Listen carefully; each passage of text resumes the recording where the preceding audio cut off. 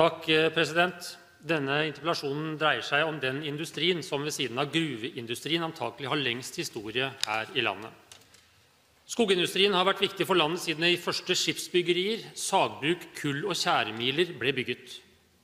På mitt kontor har jeg et bilde som viser treforedlingsfabrikken i Drammensvassdraget i 1955. Da var det 33 fabrikker fra Hønefoss i nord til Hurumlandet i sør.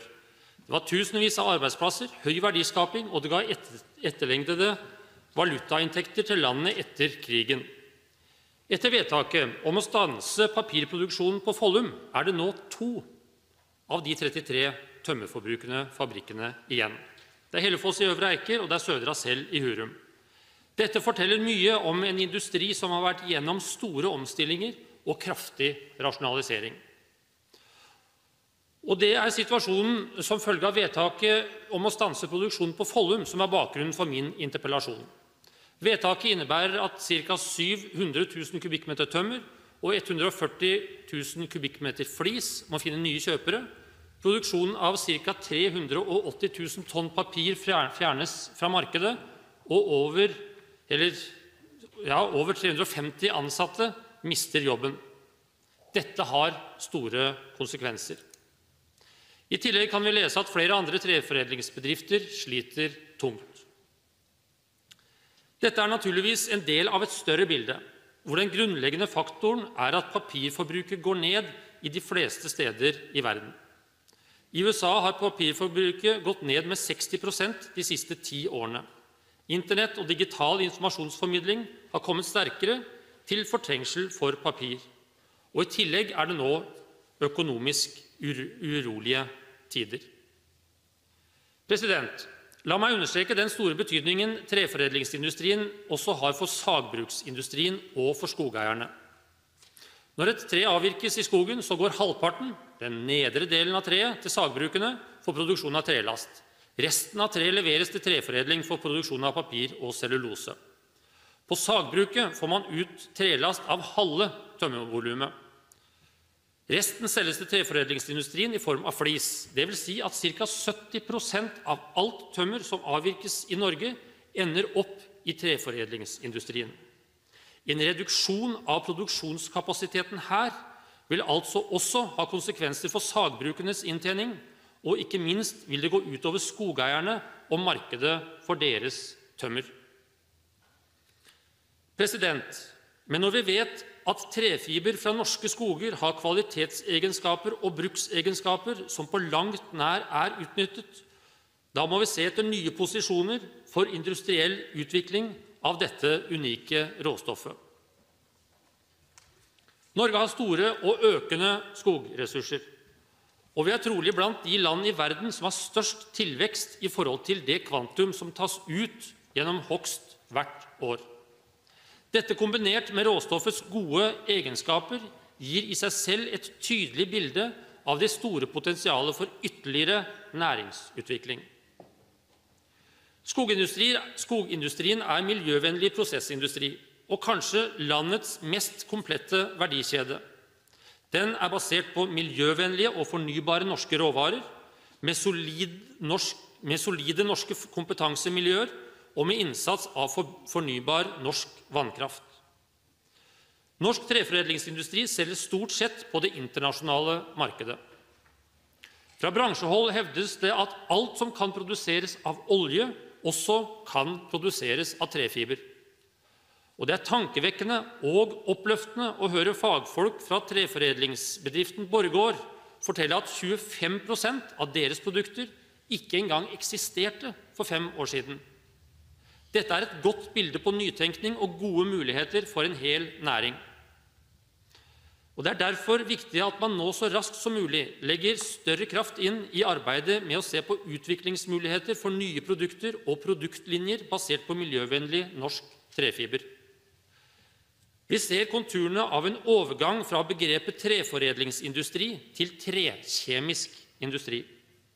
Derfor må det raskt etableres en strategi for å videreutvikle disse mulighetene. Her har naturligvis næringen hovedansvaret, og den må selv være drivkraften for de industrielle og kommersielle dimensjonene i en slik strategi. Men myndighetene må selvfølgelig også bidra til å understøtte en framtidsrettet strategi. Infrastruktur, en næringsvennlig skogpolitikk, energipolitikk, fagutdanning og forskning. Staten kan bidra til å åpne internasjonale markeder for norsk industri og legge til rette for gode rammebetingelser generelt. Dette er noen stikkord for statens rolle. I tillegg er det avgjørende at strategien er tilpasset næringens behov for omstilling. Høyre vil rose statsrådens initiativ til å opprette en arbeidsgruppe for treforedlingsindustrien. Vi tolker det som et første skritt i retning av en strategi hvor myndighetenes målsettinger og virkemidler ses i sammenheng. Arbeidsgruppen bør arbeide raskt og effektivt, og dens konklusjoner må være godt forankret hos næringen. I en interpellasjon om treforedlingsindustrien fra representanten Lise Kristoffersen den 28. mars 2011 uttaler næringsministeren seg om eierskapet i næringen. Sitat, «Det betyr ikke at den trenger statlig eierskap for å lykkes. Det finnes også mye privat kapital og eiere som bidrar i denne sektoren.» Sitat slutt. Jeg er helt enig med statsråden i dette.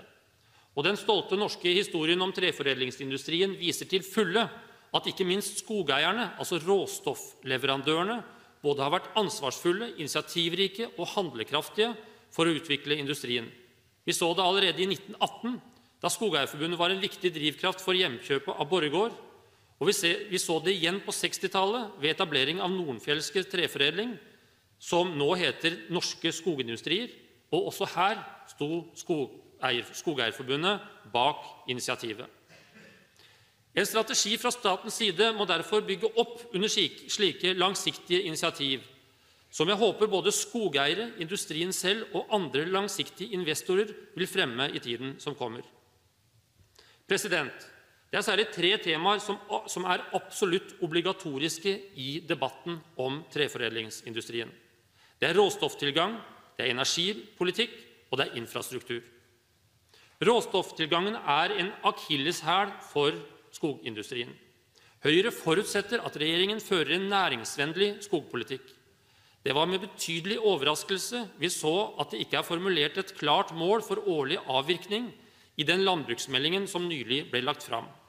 En offensiv målsetting om dette ville vært motiverende for både skogeiere og industrien i deres langsiktige planlegging, fordi det ville skapt trygghet for myndighetenes pådriverrolle på dette feltet. Tvert imot opplever man flere steder i landet, særlig miljømyndighetene, som en motkraft til skognæringen, i form av restriksjoner på bygging av nødvendige skogsveier og pålegg som følge av såkalte inngrepsfrie naturområder. Høyre håper næringsministerens initiativ klargjør de næringsmessige perspektivene i denne situasjonen. Skognæringen har virkelig vist at de tar sitt miljøansvar på alvor. Det kan sikkert landbruksministeren også fortelle mye om. Når det gjelder energipolitikken, så er det etablert en garantiordning for kraftkjøp. Denne ble godkjent av EFTAs overvåkningsorgan ESA i mars 2011. Høyre konstaterer at denne ordningen er noe helt annet enn det regjeringspartiene uten forbehold presenterte i valgkampen 2005. Videre har vi endelig fått på plass grønne sertifikater. Men med oppstartstidspunkt fra 2009 så vil for eksempel ikke Södra selv fullt ut kunne nyttiggjøre seg disse her i Norge. Skognæring og skogindustri er svært transportintensive næringer. Høyre forutsetter at man legger til grunn en offensiv strategi på dette området som imøtekommer næringen og industriens behov for kostnadseffektiv transport. Det er på bakgrunn av disse momentene jeg stiller følgende spørsmål til statsråden. Hvilke strategier har regjeringen for langsiktig og høy utnyttelse av skogressursene i Norge? Og på hvilken måte vil regjeringen legge til rette for en framtidsrettet industriell utvikling av nye produkter som er basert på råstoff fra norsk tømmer?